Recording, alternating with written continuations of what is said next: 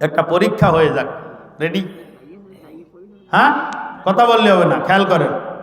একটা পরীক্ষা ধরে নেন, আমাদের ডুমুরিয়া হাই স্কুল, GKSK কি একটা হাই স্কুল আছে না, এই হাই স্কুলের যিনি প্রধান শিক্ষক যিনি আছেন, এই আল্লাহর বান্দা, অত্যন্ত ভালো মানুষ, উনি ঘুষ খায় না। আর আমাদের যে ডুমুরিয়া উপজেলা, ডুমুরিয়া থানার যে ওসি মহোদয় আছেন, বোঝানোর জন্য বলতেছি, উনিও ঘুষ খান না, ওসি সাহেবও ঘুষ খায় না, স্কুলের হেডমাস্টার সাহেব তিনিও ঘুষ খান না। এই দুইজনের মধ্যে উত্তম কে? কথা বলেন, যারা জানেন বলেন সবাই। অনেকে চুপচাপ করে, বুঝতেছি না ভালো করে কি আছে না আছে, দরকার নেই চুপচাপ করে বসে থাকি। এই দুইজনের মধ্যে উত্তম কে? ওসি সাহেব। যারা বলতেছেন ওসি সাহেব তারা পরীক্ষায় পাশ করেছেন, যারা বলতেছেন মাস্টার সাহেব তারা পরীক্ষায় পাশ করেননি, এই প্রশ্নটা জিজ্ঞাসা করলে মানুষ চিন্তা করে যে হইতে পারে যে এই ওসি এই হেডমাস্টারের ছাত্র, হইতে পারে না। এটা ঠিক আছে, এখানে খেয়াল করতে হবে অন্যদিকে, সেটা হলো ওসি সাহেব আর হেডমাস্টার সাহেব। হেডমাস্টার 2, 4, 5, 10 বছরের মধ্যে 20-50 হাজার টাকা ঘুষ পায়। ওনার কি ঘুষ খাওয়ার কোনো ক্ষেত্র আছে? আরে কথা কয় না। হেডমাস্টারের ঘুষ খাওয়ার কোনো ক্ষেত্র নাই, উনি ঘুষ খান না। আর ওসি সাহেবের কি ঘুষ খাওয়ার সুযোগ আছে কি আছে না? প্রত্যেক দিন ঘন্টায় ঘন্টায়, প্রতি ঘন্টায় বান্ডিল বান্ডিল টাকা ওনার টেবিলের উপরে নিয়ে যায় মানুষ ঘুষ দেওয়ার জন্য। উনি ঘুষ পাওয়ার পরেও খান না, আর হেডমাস্টার মহোদয় ঘুষ পান না তাই খান না। এবার একটু বুঝে শুনে বলেন, এই দুইজনের মধ্যে কে উত্তম? ওসি সাহেব উত্তম বাজান। আমি এখান থেকে একটা কথা বলে থাকি, একটা ছাত্র কওমিয়া মাদ্রাসায় লেখাপড়া করার পরেও লোকটা, এই ছাত্রটা 5 ওয়াক্ত নামাজি, আর একটা ছেলে কলেজে পড়ে তারপরেও এই ছেলেটা 5 ওয়াক্ত নামাজি। ও বাজান, এই দুই নামাজির মধ্যে উত্তম নামাজি কোনটা? কলেজে পড়ার ছেলেটা হলো উত্তম নামাজি। উত্তম নামাজি কারণটা হলো, কলেজ বিশ্ববিদ্যালয়ে সাধারণত নামাজ পড়ার মতো পরিবেশ থাকে না, সুযোগ থাকে না। কলেজে পড়ার পরেও লোকটা নামাজ আদায় করে।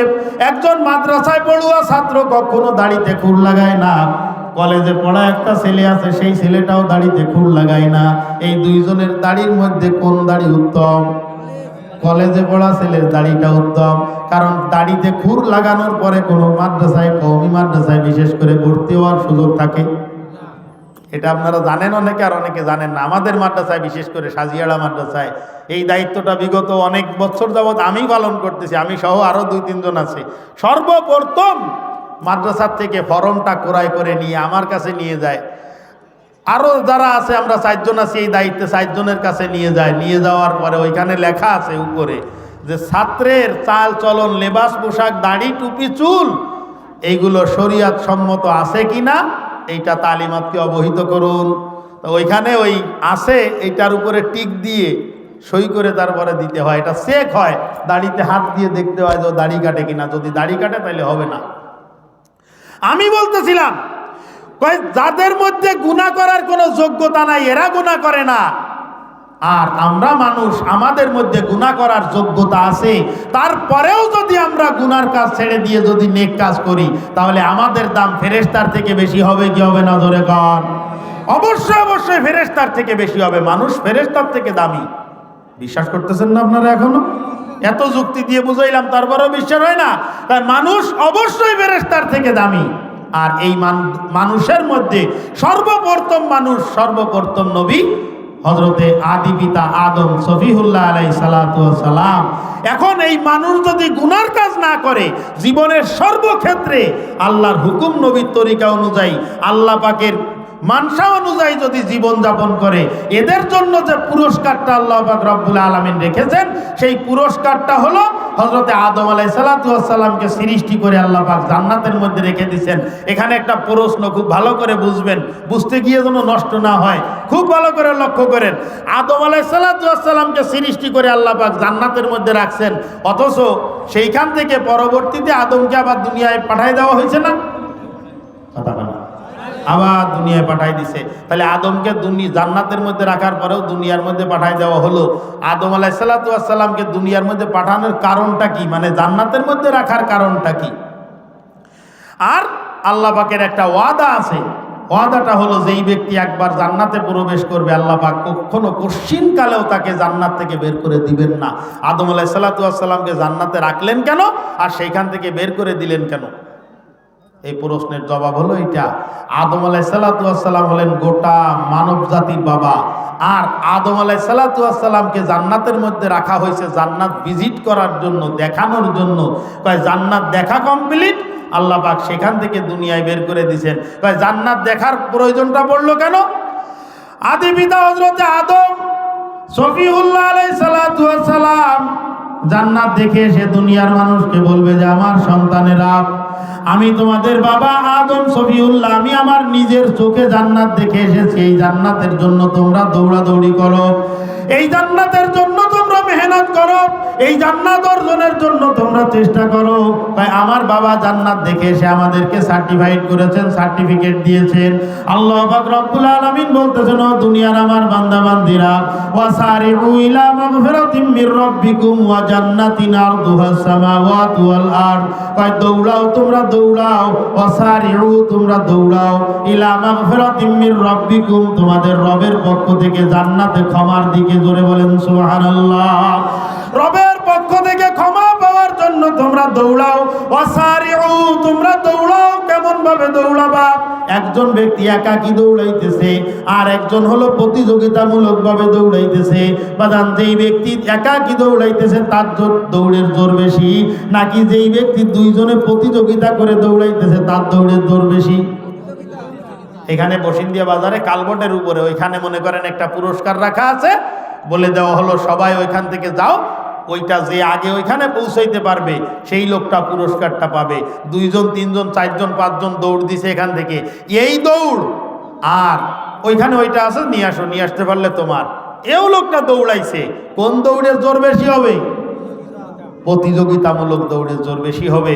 ওয়াসারিউ আল্লাহ পাক রব্বুল আলামিন বলতেছেন তোমরা পরস্পর প্রতিযোগিতামূলক দৌড়াও, জান্নাত পাওয়ার জন্য প্রতিযোগিতামূলক দৌড়াও, জান্নাত পাওয়ার জন্য না, মানে আল্লাহর পক্ষ থেকে ক্ষমা পাওয়ার জন্য। তাফসীরের কিতাবের মধ্যে 8টা মতামত বর্ণনা করা হয়েছে। এখানে কয়টা? 8টা মত বলেছে যে মাগফিরাতুম মির রাব্বিকুম, আল্লাহর পক্ষ থেকে মাগফিরাত মানে কি, এই মাগফিরাত পাওয়ার জন্য আমাদেরকে কি করতে হবে? রাজি আছি তো করতে? এগুলা কথা বলেন, রাজি আছি তো ইনশাআল্লাহ? অরিজিনালি একদম জান্নাতে যাওয়ার রাস্তা পরিষ্কার হয়ে যাবে ইনশাআল্লাহ। এইখানে যে বর্ণনাগুলো দেওয়া আছে এই 8টার মধ্যে অনেক বেশি লম্বা চৌড়া কথা বলে 8টা বর্ণনা করার মতো সময় নাই, মাত্র 2টা কথা বলি।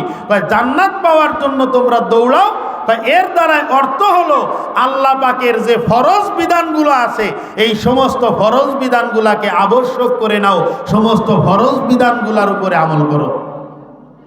এখানে আমাদের এই সমস্ত কার্যকলাপের মধ্যে কতগুলো জিনিস আমাদের মধ্যে বাধা, কি কি সমস্যা আমাদের এই ফরজ বিধানগুলো পালন করা।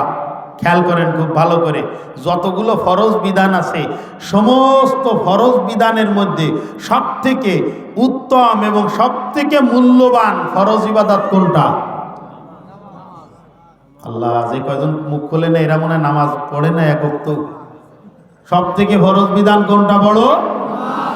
সব থেকে বড়টা আউয়ালু মা ইউহাসাবু বিহিল আবদু ইয়াউমাল কিয়ামাতি সালাহ। রাহমাতুল লিল আলামিন বলেছেন যে কিয়ামতের ময়দানে ইবাদতের মধ্যে সর্বপ্রথম নামাজের কৈফিয়ত জিজ্ঞাসা করা হবে, 5 ওয়াক্ত নামাজ। এখন আসেন, আমরা যারা এখানে আসি, বিশেষ করে আমি দাবি করে বলি, ওয়াজ মাহফিলে যারা বসে এরা অরিজিনালি নামাজি লোকই ওয়াজ মাহফিলে বসে। কথা কয় না? নামাজি লোকই ওয়াজ মাহফিলে বসে, এই জন্য এনাদেরকে নামাজের কথা বলা লাগবে না। তবে আমি এখানে অন্য একটা কথা বলবো। বিরক্তি লাগতেছে কি বাজান? আর লাগলেও কি হয়েছে, এলাকার ছেলে না আমি, আপনি বললেও তো আমি যাবো না। খেয়াল করেন ও বাজান, নামাজ অত্যন্ত গুরুত্বপূর্ণ ইবাদত। এই ইবাদতের মর্যাদা কত? 24টা ঘন্টা আল্লাহ পাক রব্বুল আলামিন আমার আপনার উপরে রহমত বর্ষণ করতেছেন। জোরে বলেন সুবহানাল্লাহ। 24টা ঘন্টা রহমতের সাগরের মধ্যে আমরা হাবুডুবু খাইতেছি। 24টা ঘন্টা আল্লাহর পক্ষ থেকে নিয়ামত বর্ষিত হইতেছে। এই 24টা ঘন্টা নিয়ামত বর্ষিত হওয়ার পরেও তাহলে 24টা ঘন্টা আল্লাহ পাকের নিয়ামতের শুকরিয়া আদায় করা দরকার। কথা বলেন ঠিক কি ঠিক না? আমার নবী, আপনার নবী জনাবে মুহাম্মদ রাসূলুল্লাহ মুহাব্বতে বলেন সাল্লাল্লাহু আলাইহি ওয়াসাল্লাম, যে সময় মেরাজের রজনীতে গত মাসের 27 তারিখে আল্লাহ পাক রব্বুল আলামিন তাকে মেরাজে ডেকে নিয়েছিলেন। আমার নবী মেরাজে যখন যাচ্ছেন, সর্বপ্রথম আসমানে যখন আরোহণ করলেন, হযরতে আদম আলাইহিস সালাতু ওয়াস সালামের সঙ্গে সাক্ষাৎ হইছে। দ্বিতীয় আসমানে হযরতে ইয়াহইয়া ঈসা আলাইহিস সালাতু ওয়াস সালামের সঙ্গে সাক্ষাৎ। তৃতীয় আসমানে ইউসুফ আলাইহিস সালাতু ওয়াস সালাম। চতুর্থ আসমানে ইদ্রিস আলাইহিস সালাতু ওয়াস সালাম। পঞ্চম আসমানে হারুন আলাইহিস সালাতু ওয়াস সালাম। 6 নম্বর আসমানে মুসা কালিমুল্লাহ আলাইহিস সালাতু ওয়াস সালাম। এতগুলো জায়গার স্তরের সমস্ত নবীদের নাম বলতেছি, সামনে কিন্তু জিজ্ঞাসা করবো, ভালো করে মুখস্থ করেন।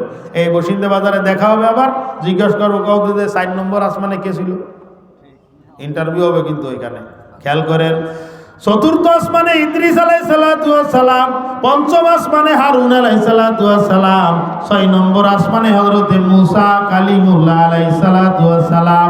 7 নম্বর আসমানে জাতির পিতা হযরতে ইব্রাহিম খলিলুল্লাহ আলাইহিস সালাতু ওয়াস সালামের সঙ্গে সাক্ষাৎ। ওইখান থেকে আমার নবী আল্লাহ পাক রব্বুল আলামিনের সঙ্গে সাক্ষাতে চলে গেছেন। আল্লাহ পাকের সঙ্গে সাক্ষাতে চলে যাওয়ার পর আল্লাহর নবীকে জান্নাত দেখানো হয়েছে, জাহান্নাম দেখানো হয়েছে, ফুলসিরাত দেখানো হয়েছে, মিজানের পাল্লা দেখানো হয়েছে, হাউজে কাউসার দেখানো হয়েছে। সমস্ত কিছু ভ্রমণ করে চলে আসার পর, চলে আসার সময় আল্লাহ পাক রব্বুল আলামিন জিজ্ঞাসা করতেছেন, ওগো আমার হাবিব, এত কি উপরে আমি আপনাকে এনেছি? যত উপরে আপনি আসছেন, এত উপরে আর কোন নবী রাসূলকে আসার সুযোগ আমি আল্লাহ পাক দেই নাই। আপনাকে আমি এত উপরে এনে সাক্ষাৎ করলাম, আমার সঙ্গে দেখা করলেন, জান্নাত দেখলেন, জাহান্নাম দেখলেন, সবকিছু দেখলেন, তারপরে মনটা অন্ধকার। কারণটা কি? রহমাতুল্লিল আলামিন বলতেছে, ওগো আসমান জমিনের মালিক, আমাকে এই পর্যন্ত তুমি এনেছো সাক্ষাতের জন্য, এটা নিতান্ত আমার জন্য সৌভাগ্যের এবং শুকরিয়ার বিষয়। ওগো আসমান জমিনের মালিক, মনটা অত্যন্ত খারাপ লাগতেছে। আমার যে এতিম উম্মত গুলো দুনিয়ার মধ্যে আছে, তাদের তো এত বড় সৌভাগ্য হয়নি, হওয়ার সুযোগ নাই, তাদের সৌভাগ্যটা কিভাবে হবে? আল্লাহ পাক রব্বুল আলামিন ডাক দিয়ে বলেন, ওগো আমার নবী, দুনিয়ায় গিয়ে আপনার উম্মতদেরকে বলে দিবা, সর্বপ্রথম আদম আলাইহিস সালাতু ওয়াস সালামকে জান্নাতে রেখে আল্লাহ পাক জান্নাত ভিজিট করায় দেখাই দিয়েছেন যে এই জান্নাত আমি তোমাদের জন্য বানাইছি।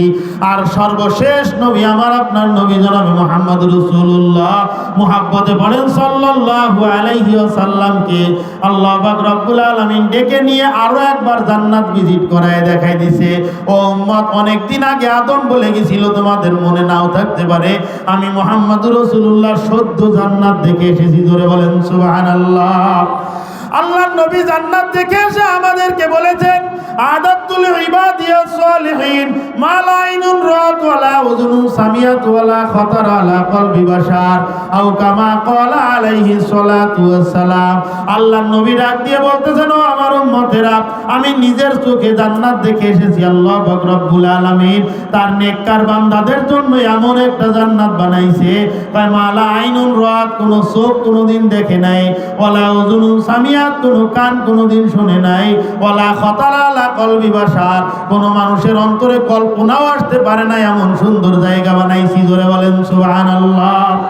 ওগো আসমান জমিনের মালিক, এত সুন্দরভাবে আমাকে উপরে নিয়ে আসছেন, আসমানে নিয়ে আসছেন, আপনার সঙ্গে সাক্ষাৎ করে জান্নাত জাহান্নাম সবকিছু দেখে গেলাম, আমার উম্মতের এই সৌভাগ্য কিভাবে হবে?